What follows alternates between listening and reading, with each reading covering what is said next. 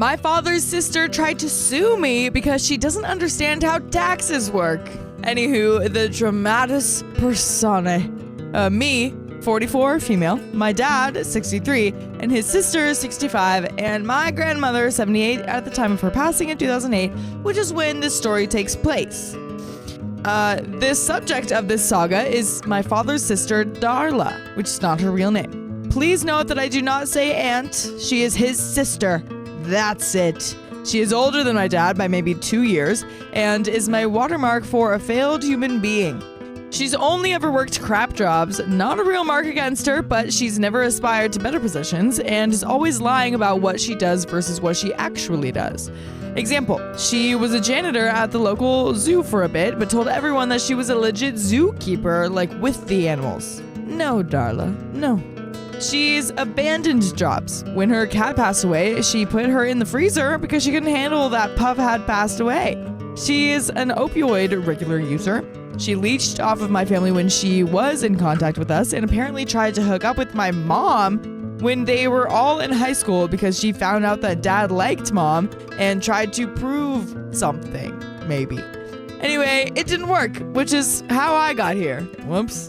After my grandfather passed away, R.I.P. Grandpa, Grandma's health gradually started to decline. Emphysema, osteoporosis, and a couple of hip replacements, but her mind stayed whip-crack sharp. She had one weakness. She promised Grandpa that she would keep the family together after he was gone. Dad was a wild child when he was younger, but he's mellowed out a lot and has become a responsible adult. And Darla, not so much. She bullied Grandma into letting her move in to be a caretaker for Grandma in her sunset years. Grandma knew this was a bad idea, but acquiesced. Sure enough, Darla moved in and proceeded to contribute absolute F all.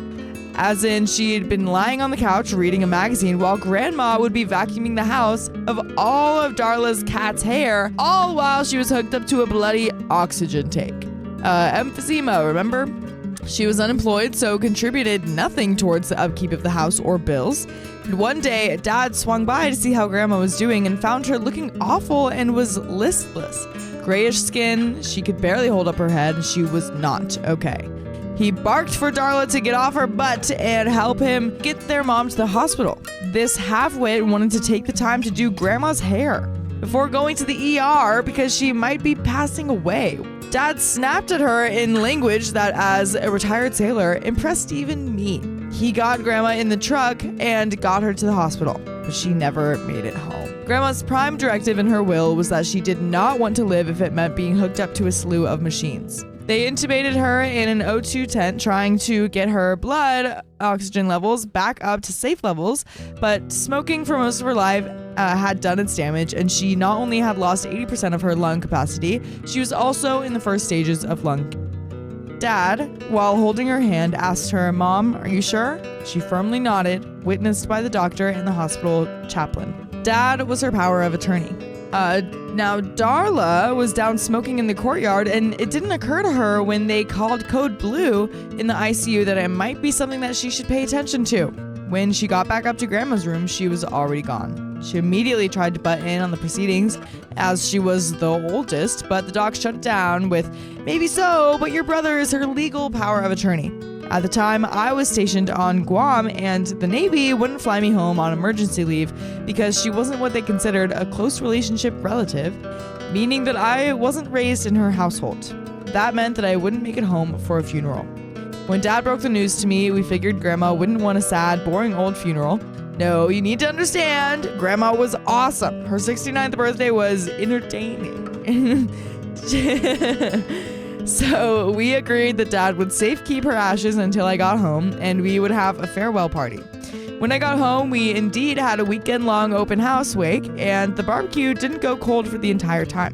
Friends of family would stop in, donate some adult soda or meat, and we told funny grandma stories. Dad and I interred Grandma's ashes as she wished on our family property, as it was the first and only land that she'd ever owned herself. She was an immigrant from England, married to my American grandfather after World War II, and everything had been in his name. We set her up a beautiful memorial spot under this gorgeous Douglas fir tree with a little cement bench and all her wind chimes and bird feeders. Dad and I did all the work. Darla showed up to see it after we were done and left a bag of on the bench. My father is the only reason I'm not in prison orange. Okay, there was a funny moment there. As Dad was pouring Grandma's ashes into the earth, I suddenly realized she was gone. My beautiful, vivacious, hilarious flirt of a bird of a grandma was gone. I would never hear her tisk or call me pumpkin ever again. My heart broke and I started hyperventilating, trying not to wail my heart out. My brain, or grandma's spirit, stepped in and suddenly I started laughing hysterically. Like that slightly spooky, hysterical laughter. Dad looked up to me a little concerned and asked, "Baby, are you okay?" All I could wheeze out was, "They turned Grandma into kitty litter." And Dad started laughing just as hard, and we ended up on our knees in the red Oklahoma dirt, leaning on each other and laughing so hard that we were crying. I like to think that Grandma was having a last laugh with us and that she was okay. We also took care of the inheritance portion of the will while I was home.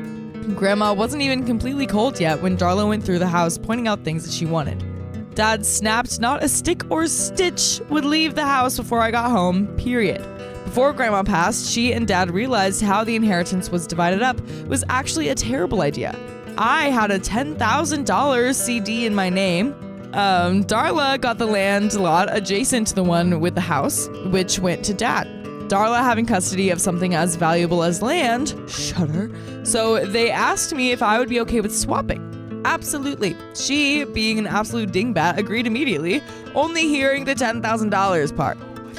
Since the CD was still in my name, I had to be the one to pull it. The clerk at the bank informed me, with Darla and Dad right next to me, that the state would take its cut of taxes and I would receive a cashier's check of the balance. Okay, fine. The balance was roughly $8,200, which I turned and literally handed to Darla, who immediately asked, "Where's the rest?" I explained that I went towards taxes. Dad explained that I went to taxes. The clerk explains that I went to taxes. Darla initially sulked, but pocketed the check. Fast forward a couple of years, I'm getting home from a 9-month deployment just in time for my birthday and decided to spend it that year with Dad. We went to our favorite Chinese buffet, then the Pew Pew range to celebrate. After we got back to the house, we're sitting in the living room cleaning our America when Darla comes in and sits on the other end of the couch from me. She makes some idle random chit-chat with Dad while I'm staunchly ignoring her. I hold her responsible for Grandma passing when she did. There's a quiet couple of minutes, and then Darla, without wishing me a happy birthday, it was literally the day of, or asking how deployment went, says, "So, since you're flush from all that war money, can I get the $1,800 you owe me? I beg your finest effing pardon?" I start putting my back together at a speed that would satisfy a Marine. Dad immediately speaks up. "Darla, what are you talking about? The estate is settled." She whines about the $1,800 that was missing from the 10 grand that she was supposed to get. Dad counted to 10 and then explained in small words that even if the CD had been in her name from the get-go, it wouldn't have ever been paid out $10,000, even because of taxes. She said, "Oh," and then gets up and walks out without another word.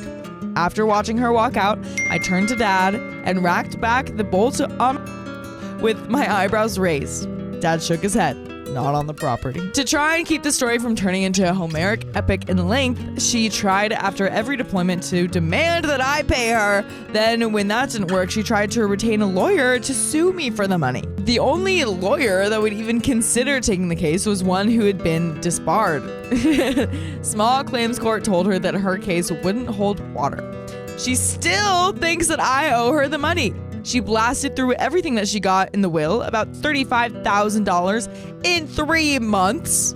And after the third time she tried to sue me, I told Dad she is passed away to me. She is not to have my contact info, know where I am, what I'm doing, nothing. Dad completely agreed. He barely speaks to her, but once or twice a year, and she lives just down the street from him. Whenever I'm in town, we take pains to avoid her. I retired out of the Navy 7 years ago, and I don't know if she knows. I don't care either way. Dad's friends are under orders that if he passes before she does, that they are to guard the house until I can get there. I would leave a trail of opioid pills into the woods and hope that a bear eats her. But I would feel bad if the bear OD'd. Oh my gosh. When she does finally pass away, she can go into a pauper's grave. I do not give a single solitary F. I am not usually this cold, and I've had a couple of really soft-hearted friends say, but she's family. No, she's related. That's not the same thing at all. So, am I the a-hole for ghosting my father's sister? No. I mean, not really, but like, again, it's just like, she's not, you're right. Like, she's not family, she's related, sure, whatever. Someone being your family doesn't necessarily mean that you have to have them in your lives in perpetuity. Yeah. But she's human. Yeah. Which is important to remember, I think. Because it's like, you know, again, Darla needs help. She doesn't need it from you. It's fine. I think everything is fine. Mm-hmm. Just don't get so wrapped up in your hatred and resentment. Yeah. That it's like just this. It's a burden that you're gonna have to carry. Exactly. You wanna let go of that. Exactly. And that is the end of that story and the end of that episode. We love you. And see you